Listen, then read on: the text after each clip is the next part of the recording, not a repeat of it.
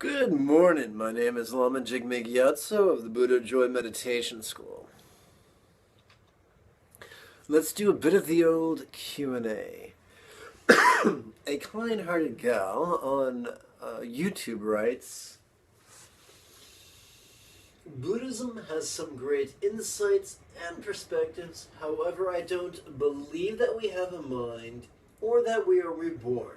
I was wondering what your view on this is. Okay, well, if I was a fundamentalist, my view would be, Shino, you's in a heap of trouble. But I'm not a fundamentalist, and so my view is a little bit different. Alright, so first things first. I don't believe in mind is what she said. Let's look at the first half of the sentence. Believe. Personally, as a rational, pragmatic, non-sectarian liberal, I don't believe in belief. Now, that doesn't mean I don't believe that the phenomenon belief exists. I don't believe it's a useful tool. I do not embrace it as such. For, my friends, what is belief other than a contrivance, a consequential rigidity of both intellect and emotion that says, I will feel a certain way about a certain thing. I will view a certain thing in a certain way. That, my friends, is the opposite from the ideal espoused by the poetic philosophical treatise, the Tao Te Ching, when we are taught to be flexible, when we are taught to flow, when we are taught to let go. So it would seem very much, oh look, there's a cat in the background. It would seem, that's Giuseppe. It would seem very much that belief is in direct opposition to the path described in the Tao Te Ching, which is very intense. So, rather than believing in things and committing to things and defining myself by those things, I simply say, some ideas speak to me in the moment and others do not in the moment, of course. In the next moment, who knows? I choose to be very relaxed and very fluid.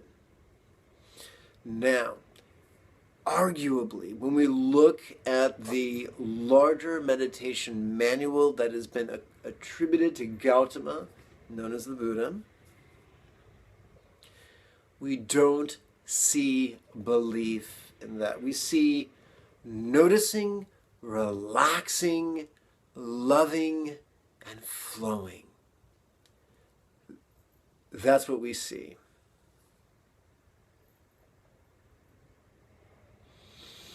So it's my perspective at this moment in time that belief or disbelief in anything or anyone is not integral to enlightenment's path. But, you might say, other Buddhists say it is. Yes, if you look hard enough, you can find anyone to say anything. And whenever you have a group of enthusiasts, statistically, the majority tend to display fundamentalist characteristics. The minority tend to display liberal characteristics. Fundamentalists across the board tend to be rigid, tend to be fear-oriented and faith-oriented. And so whenever you have a school of thought, spiritual, non-spiritual, secular, religious, if it's being handled with fundamentalists, it's presented in terms of rigidity, contrivance, and belief. It's been my experience that there's always going to be a minority in any field of enthusiasm who are liberal, who have shuffled off the shackles of fear, rigidity, aggression, contrivance, and have the courage to exercise fluidity and flexibility. So, from my perspective, from my understanding of both the Tao Te Ching and the Mahasatipatthana Sutta as useful texts,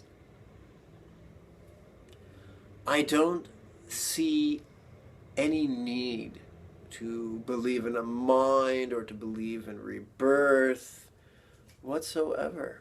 I think the most important thing to do is to have a very healthy, transformative, evolving contemplative practice. Set aside an hour every morning and an hour every evening to practice noticing, relaxing, loving, and flowing.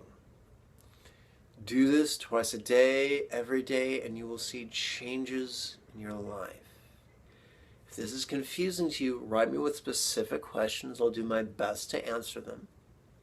You're welcome to come to class. Attendance is free, thanks to our patrons. And if you want to become a patron, you can for as little as $1 a month. And really, who can? Very few people with internet access can't afford $1 a month. I shop at 99-cent stores, and I can afford $1 a month.